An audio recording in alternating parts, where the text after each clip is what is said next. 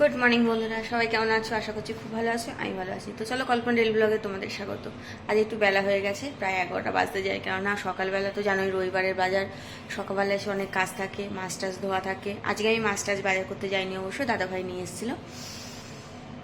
তো চলো, এখন অনেকগুলো কাজই হয়ে গেছে। স্নান হয়ে গেছে, তোমার দাদাভাই দিদার টিফিন দেওয়া হয়ে গেছে। আমি আর বৌদি খাবো। বৌদি পুজো দিতে গেছে। আমি ঠাকুরঘরটা যেরকম মুছে দিয়ে আসি, মুছে দিয়ে এসেছিলাম। বৌদি পুজো দিতে গেছে, পুজো দিয়ে নামলে তারপর আমরা খাবো। আর এখন এই চায়ের বাসন কটা হয়েছে সকাল থেকে, সে কটা মেজে নিই।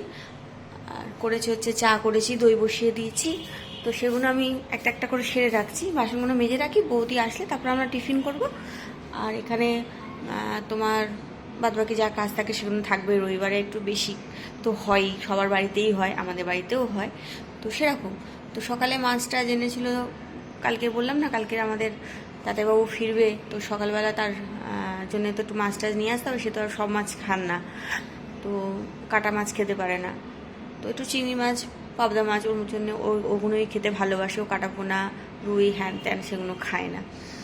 যাই হোক, সব মাছই এনেছিল, সেগুলো ধুয়ে ধায়ে নিয়ে গুছিয়ে গাছিয়ে নিয়ে আমি স্নান টান করে বেরিয়ে দিদার খাবার দিয়ে, প্রেশার মেপে, ওষুধ দিয়ে জাস্ট এখন আমি একটু সময় পেলাম বলি তোমাদের সাথে একটু কথা বলে নিই।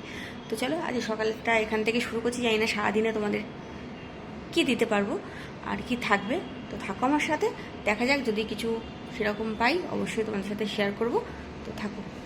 আর আমার তো আছেই বাড়িঘরের কাজকর্ম, তো টুকটাক থাকেই। আজকে রবিবারে একটু অসুবিধা হবে, কিন্তু দেখা যাক। তো চলো, আমি চা করে নিয়েছি, চাটা ছেঁকে নিই। এই দেখো, এতটা চা করেছি, চাটা এক্ষুনি শেষ হয়ে যাবে। দাদাভাই অনেকক্ষণ চা চেয়ে গেছে আমার কাছে, বলেছে চা দিয়ে যাও। তো চাটা আমাদের তো যেহেতু পাতা চা, তো ভিজতে একটু সময় লাগে বলে আমি একটু ভিজিয়েছি। আর এটা ভিজে গেলে তুলে নেবো। কালকে সবজিগুলো আনা হয়েছিল, এগুলো মানে এখনও শুকায়নি, এগুলোকে সব তুলবো। পুঁই শাকটা আজকের হয়নি। নিম বেগুন করার কথা, অর্ধেক নিম বেগুন করেছে, তো অর্ধেকটা রেখে দিয়েছে। আর এখানে এই যে সবজিগুলো সব ভিজে আছে, ভাবছি এগুলো একটু জানলায় দিয়ে দিই, হাওয়া লেগে শুকিয়ে যাবে ততক্ষণে। সব দিয়ে দিয়েছি, হাওয়া লেগে শুকিয়ে যাবে। ফুলকপি, বাঁধাকপি এখন আর কোনো টেস্ট নেই, তাও এখনও চলছে বলে আমরা নিয়ে আসছি। নাহলে তো এবার চলবে ঝিঙে, পটল, ভেন্ডি, ঢেঁড়স এইসব। তো যাই হোক, চলো। তো এখানে সেই গাঁদা ফুল গাছগুলো, ফুলগুলো এখনও অবধি দেখতে কত সুন্দর, দেখো। তার জুম করে দেখাই তোমাদের। ওই দূরে, হচ্ছে না, ওই দূরে দেখতে পাচ্ছ। আর ওইখানে দেখো দুটো রাজহাঁস এখনও স্নান টান করে তো বসে আছে। তো চলো, আর আমরা এই কাজগুলো সেরে নিই সব। তো এই যে বাসনগুলো সব মাজা হয়ে গেল, ঢাকা দিয়ে রেখে দিলাম। আর এখানে একটু শসা পেঁয়াজ কেটে রেখেছি। বৌদি এসে স্যান্ডউইচ বানাবে, আমি আর বৌদি খাবো। তো চলো, বুড়ো হয়ে গেছি, জিভ বেরো গেল। একতলায় গেছিলাম দাদাভাইকে চা দিতে, চা দিয়ে একেবারে বালতিটা নিয়ে ছাদে এসেছি, তো হাঁপিয়ে গেছি। তো যাই হোক, কাপড় জামা মেলবো এখন। 2 মিনিট বসে নিই। একে তো চুলটা ভিজে, শ্যাম্পু করেছি। আর বললো কেন, আর 2 দিন ছাড়া ছাড়াই করতে হয় আমাকে শ্যাম্পুটা, তো ধুলো, তা সেজন্যই। আর আর টিফিন তৈরি করে এসেছি, ওই যে স্যান্ডউইচ বললাম না, করে এসেছি, বৌদিকে দিয়ে এসেছি, আমি খাবো। তো চলো, কাপড় জামাগুলো মেলে নিই, তারপরে খাবো। কত ফুল ফুটেছে, বৌদি একটাও ফুল দেয়নি কেন? দেখো কত ফুল ফুটেছে, কি সুন্দর ফুল ফুটেছে। অপরাজিতা, দাঁড়াও দেখাই,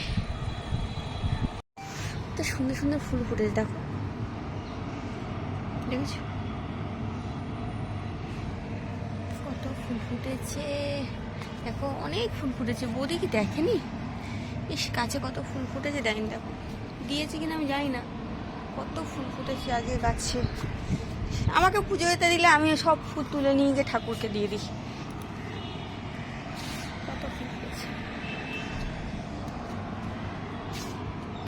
আর এই ফুলগুলো তো হচ্ছে আর ঝরে যাচ্ছে। আজকে মালিদা এসেছিল, অবশ্য ঝাঁট দিয়েছে। ও মাই দেখো, এই ফুলে, বেল ফুলে কুড়ি এসছে, বেল ফুল গাছে কুড়ি এসছে। এখানেও ফুল ফুটছে, দেখতে পাচ্ছ। সব গাছেই প্রায় ফুল টুল আসছে আস্তে আস্তে। আর এই যে আবার একটা জবা ফুল ফুটেছে, এই যে আবার একটা জবা ফুল ফুটেছে। তো কত গাছে ফুল হয়েছে আজকে, তাই না? কত গাছে ফুল হয়েছে আজকে। যাই হোক, ফুল দেখে আমার মনটা খুব ভালো হয়ে গেল। কম্বলগুলো সব কাঁচা হয়েছে বলে, জায়গা নেই বলে আমি আজ একটু দেরি করেই এলাম মেলতে। তো দেখি এগুলোকে একটু সরিয়ে সরিয়ে দিয়ে যদি কোনো জায়গা করা যায়, নাহলে তো পুরো ছাদে কোনো জায়গা নেই, দেখতে পাচ্ছ। তো চলো জায়গা করি। আমার এক বালতি জামা কাপড় আছে, সেগুলো মেলি, তারপরে নিচে যাই। টিফিন করা হয়নি এখনো, 11টা বাজে, খেয়ে নিতে হবে, নাহলে অনেক বেলা হয়ে যাবে। তো চলো বন্ধুরা, পরে আসছি। চলো, সব মেলা টেলা হয়ে গেছে, জামা কাপড় এগুলো সব গুছিয়ে গাছে দিয়ে দিয়েছি। যাই, ফুলটাকে দেখে আমার খুব মায়া লাগছে। ইস, আমি যদি নিয়ে যেতে পারতাম, তাহলে আমার ঘরে ঠাকুরকে দিতে পারতাম। যাকে না শোনা থাক। তো চলো, আর দেখে কি হবে, থাক, ছাদেই শুকাক। তো আমি ছাদ থেকে নেবে স্যান্ডউইচ নিয়ে বসে গেছি। স্যান্ডউইচটার মধ্যে বিশেষ কিছু দেওয়ানি, একটু শসা, টমেটো, একটু গোলমরিচ আর নুন, ব্যাস এটা দিয়েই খাবো। তো চলো খেয়ে নিই, পরে আসছি। হাই বন্ধুরা, সবাই কি করছো? আমি আবার ছাদে চলে এসেছি অনেকক্ষণ পরে। চাটা খেয়ে, চা খেলাম, খেয়ে রেখেছিলো সবার জন্য একটু চা বানাতে হলো।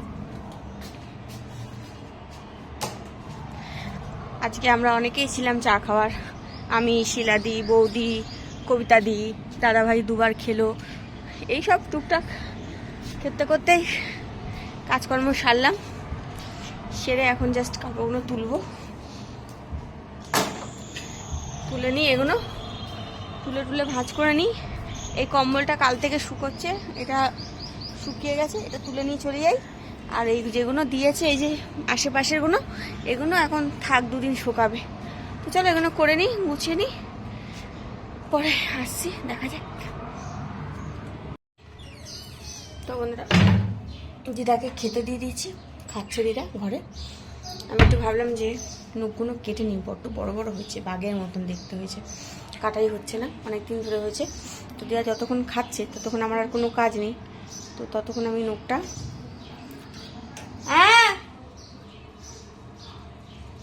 আসছি, দাঁড়াও, আচ্ছা দাঁড়াও। হ্যাঁ বন্ধুরা, চলে এসেছি আবার আমি রান্না করতে বলতে লাউ তরকারিটা করাই ছিল। জাস্ট আমি চিংড়ি মাছটা পরে এসেছিলো বলে মেশাতে পারিনি, তো চিংড়ি মাছটা ভেজে লাউটাকে একটু বানিয়ে নিচ্ছি। তো চলো দেখো কীভাবে বানাচ্ছি। এটাকে একটু নেড়ে চেড়ে বানাবো, একটু জলটা মারবো আর একটু নেড়ে, ব্যাস। খুন্তি নাড়া মানে রান্না করা। তো চিংড়ি মাছগুলোকে কেটে কেটে ছোটো করে রান্না করছি। তো চলো পরে আসছি।